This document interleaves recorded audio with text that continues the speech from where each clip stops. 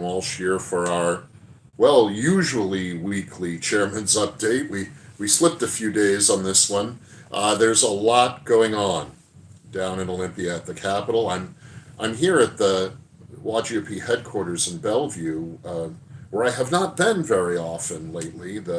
My duties down in Olympia are taking a lot of time right now. We're nearing the end of the current legislative session. A lot going on. The last few updates I've done from the Capitol campus in Olympia, but I wanted to talk today kind of about a couple of things that have been interesting in what's going on during the current legislative session, some of the bad bills, but a turn that I think is for the better that we're hearing up here in Bellevue and this area and really all around the state. So, in the news in the last few days out of the state capitol was the vote on the supplemental operating budget, the biggest budget of the three budgets that we have in the state government here in Washington. And this really has attracted more interest from people who don't usually follow politics than I expected. Now, this operating budget brings the total spending in that budget, just that one budget of the three, to $80 billion for the 2-year cycle. Remember, all of the budgets in our state government operate on a 2-year budget cycle. That's a record, of course. Spending in the operating budget has more than doubled in a decade, grown very fast, faster than the general economy in Washington state, faster than inflation or the cost of living in Washington state. So government spending's been growing very fast. There were a couple of very controversial elements of this most recent operating budget in Olympia. I'll just point out a handful. First of all, this operating budget spends more than ever. It added about $2 billion in government spending. And to fund that is counting on the controversial state income tax scheme proposed by the current governor and supported by some of his minions. It's counting on that money, even though that new state income tax hasn't passed yet. So that money may not be there.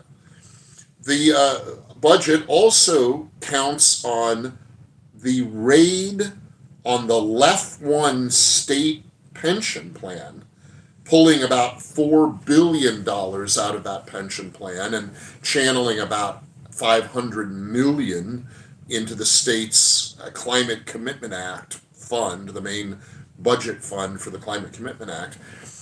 And that also hasn't fully passed the legislature yet. So this operating budget is counting on a new state income tax and the raid on a state pension plan that may or may not happen.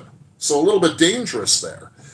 And then while it spends more money on things like expanding state-funded health care for illegal aliens and various homeless housing schemes, this budget proposal, cuts money from programs like Running Start, which allows high school students who are doing well in high school to take dual credit courses their junior and senior years of high school and get college credit while they're also getting their high school credits.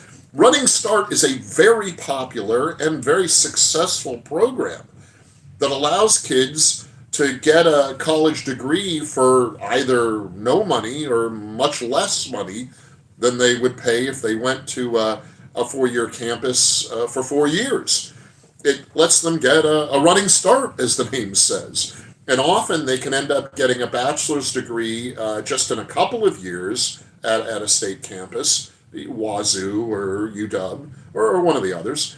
Or they can get an associate's degree or various certifications, professional certifications, with no additional school. It's a good program, and smart and driven kids who know how to use it can use it to their great advantage, and we're cutting money from it.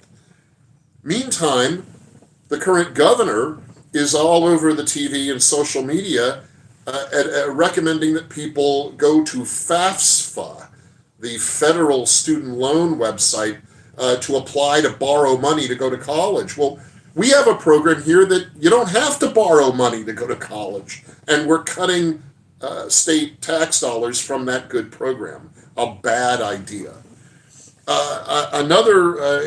This was one of the many reasons, by the way, that I voted against the operating budget proposal. All the Republicans in Olympia did, so good for us. We even got about 5 Democrats to cross the aisle and vote no against this budget with us. So the opposition to this proposal was bipartisan. The support for it was all Democrats, and they squeaked it through. This operating budget passed the legislature, but by a very thin margin. So keep your eye on that. Now, that deal isn't done. There's still a conference committee and some last negotiating to do on it.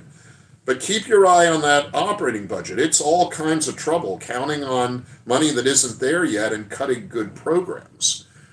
At the same time, the same weekend we were working, last weekend, the legislature passed a really bad bill for election integrity that basically makes it a felony crime for a county auditor or a local elections administrator to cooperate in any way with the U.S. Department of Justice or other federal agencies that may request information about voter rolls, voter databases, voter registration, that are legal requests under federal election law. This new state law, new proposal, it's not quite law yet, but this new bill would make it a felony crime for that county auditor or election official to cooperate lawfully with a federal agency requesting information about voter databases or voter registration.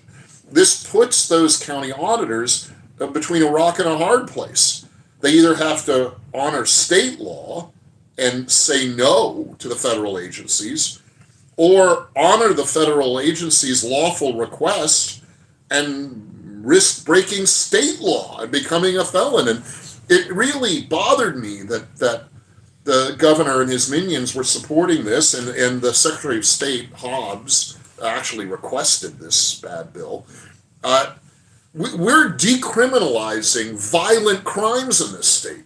We're making it easier for a real felon to get out of prison for committing a manslaughter or a murder or sex crimes.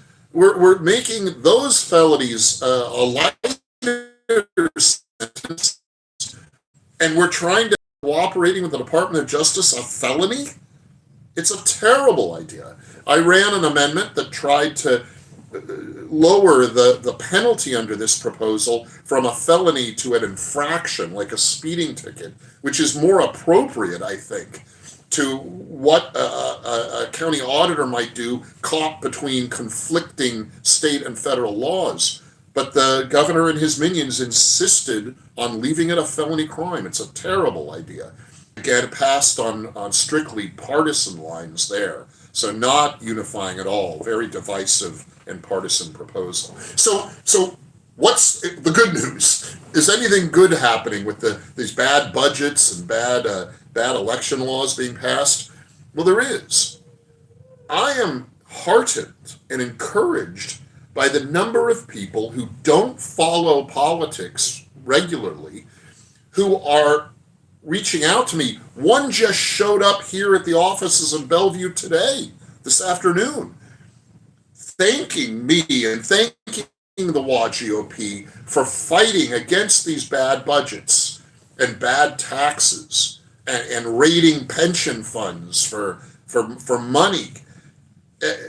People who aren't following politics usually are becoming aware that in our state we're doing crazy bad things for taxes, for businesses, for individuals, for pensions, retired people. They're making mistakes down in Olympia, and we have to keep fighting that. And the good news is, with ordinary people who don't follow politics that closely kind of waking up about some of these bad ideas, I think we're going to be able to buck the regular trend, which is that the party with the White House sometimes has a tough time in the midterm elections, and that's what this November's elections will be, the midterm of the current president's second term. I think we're going to be able to buck that trend here in Washington. When ordinary people are showing up at the WAGOP office just to thank us for fighting these bad proposals, when people on the street or at the Safeway or the market walk up to me and shake my hand and want to hug me and thank me for fighting the current governor and his minions, I think the tide is beginning to turn here in Washington. I hope you're seeing some of the same evidence. The challenge for us between now and November is turn that into action. And I'll be talking more about how we're going to do that. Getting out the vote, encouraging people to vote, and winning some of the swing district elections around Washington state. But that's for the next few weeks. For now, we're fighting in Olympia as the current session draws toward an end. It'll end in about 10 days, and there'll be much more to say after that. In the meantime,